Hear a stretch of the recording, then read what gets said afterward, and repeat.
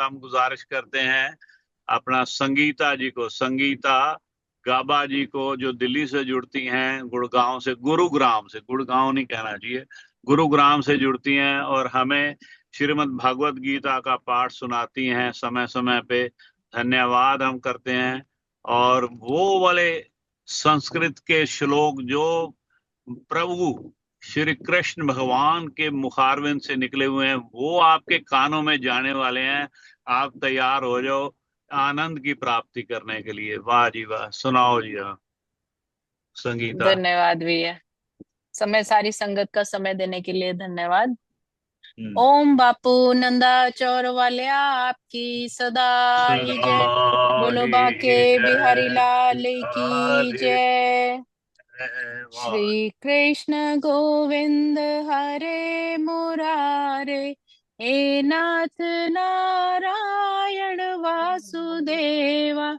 श्री श्री कृष्ण गोविंद गोविंद हरे हरे मुरारे, मुरारे, हे हे नाथ नाथ नारायण नारायण वासुदेवा। वासुदेव। पितमात स्वामी सखा हमारे, हे नाथ नारायण वासुदेवा।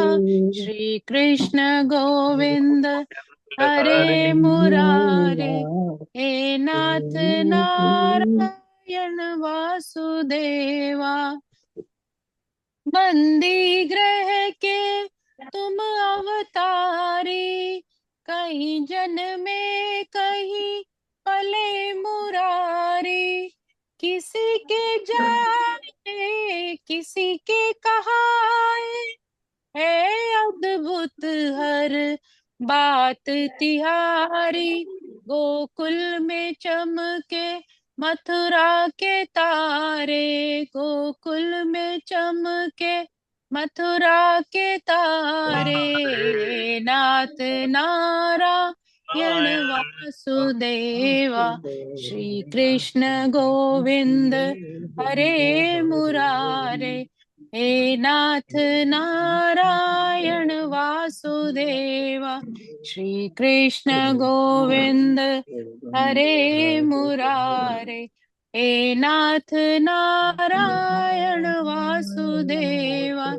हे नाथ नारायण वासुदेवा, हे नाथ नारायण वासुदेवा। प्रभा के बिहारी लाल की जय। प्यारी सात लाल संगत की जी, जय। थोड़ा सा गीता पाठ श्रवण सारे करते अपना हैं। म्यूट कर लो भाई, संगीता के अलावा सारे म्यूट कर लो, सुदेश मासी सारे प्लीज। हाँ जी, लगाओ जो। वसुदेव सुतं देवं कंस चाणूरमर्दनं, देवकी परमानन्दं कृष्णं वन्दे जगद्गुरुं। कृष्णं वन्दे जगद्गुरुम्। ओम श्री परमात्मने नमः। श्रीमद्भगवत गीता अथैकादशोऽध्यायः।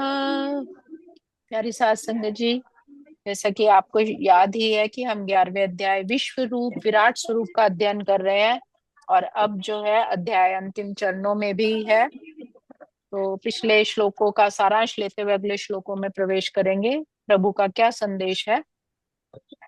तो पिछले श्लोकों में प्रभु ने हमें ये उपदेश दिया, हमें ये संदेश दिया कि वेदों का अध्ययन किया जाए, यज्ञों के विधि विधान से अनुष्ठान किया जाए, शास्त्रों का अध्ययन किया जाए, बड़े बड़े दान किए जाए, बड़ी बड़ी उग्र कठिन से कठिन तपस्या की जाए, या तीर्थ व्रत कितने ही शुभ कर्म क्यों ना किए जाए।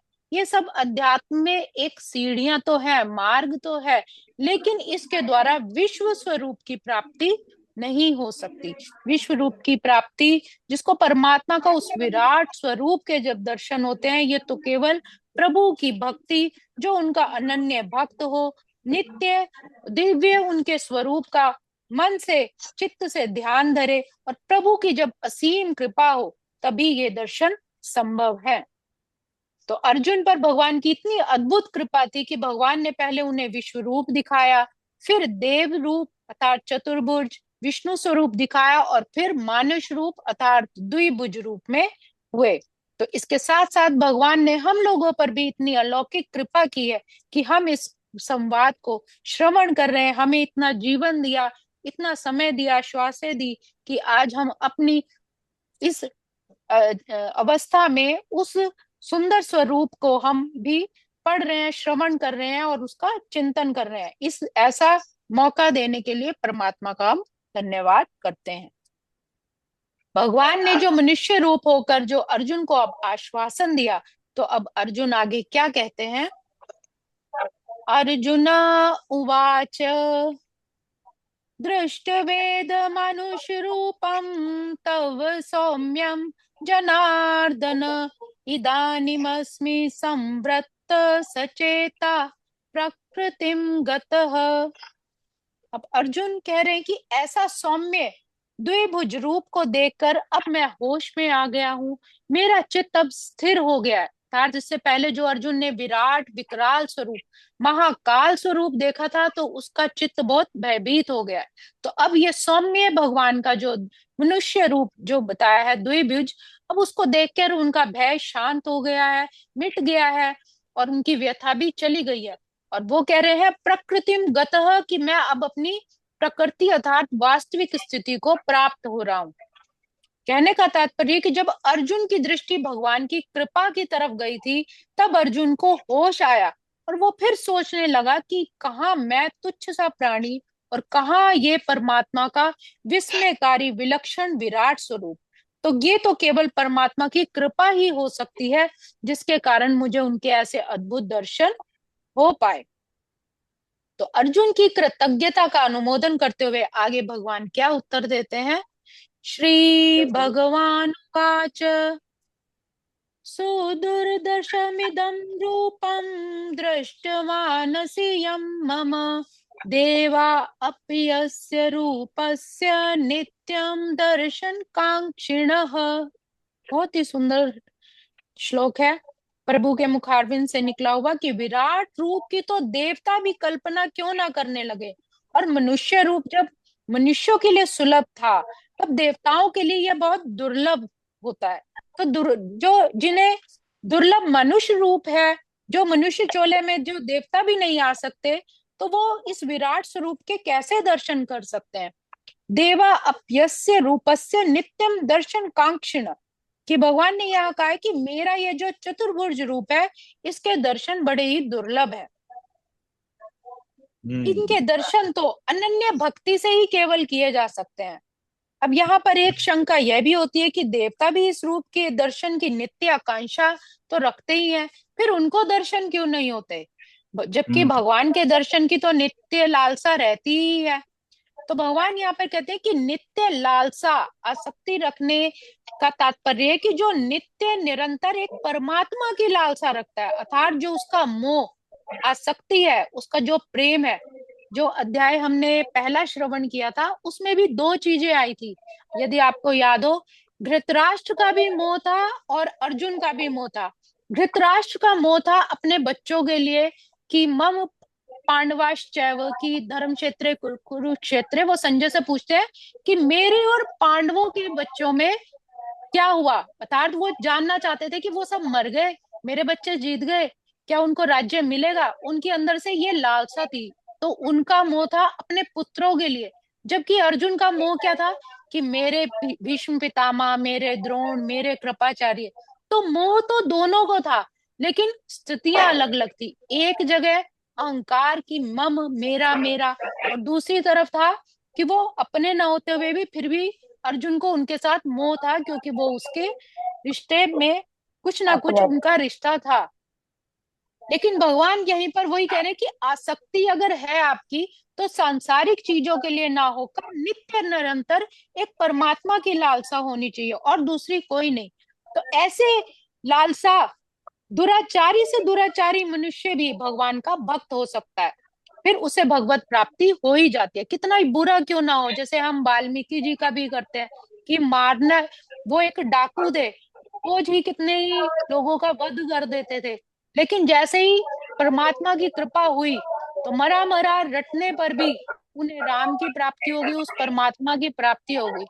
तो कहने का भाव है, भगवान यही कह रहे हैं कि अगर उसे सच्ची लालसा केवल परमात्मा की है, तो चाहे कितना ही बुरा क्यों ना हो, उसको भी भगवत प्राप्ति हो जाती है। प्राय सभी आसक्त मनुष्य आस्तिक मनुष्यों में रहती है कि हमें भगवान के दर्शन हो जाए, हमारा कल्याण हो जाए। सभी चाहते हैं, जितने भी परमात्मा को मानते हैं सब चाहते हैं कि हमें परमात्मा के दर्शन हो जाए, हमारा कल्याण हो जाए। ऐसी इच्छा बनी रहती है, पर भोग और संग्रह की रुचि ज्यों की त्यों रहती है। कहीं तो वो चाहते हैं कि हमें भी परमात्मा मिल जाए, लेकिन कहीं ना कहीं उनके मन में सांसारिक चीजों के लिए, भोग विलास के लिए और दूसरी चीजों, दुनियावी चीजें जितनी हैं, उन्हें इकट्ठा करने की लालसा भी बनी रहती है।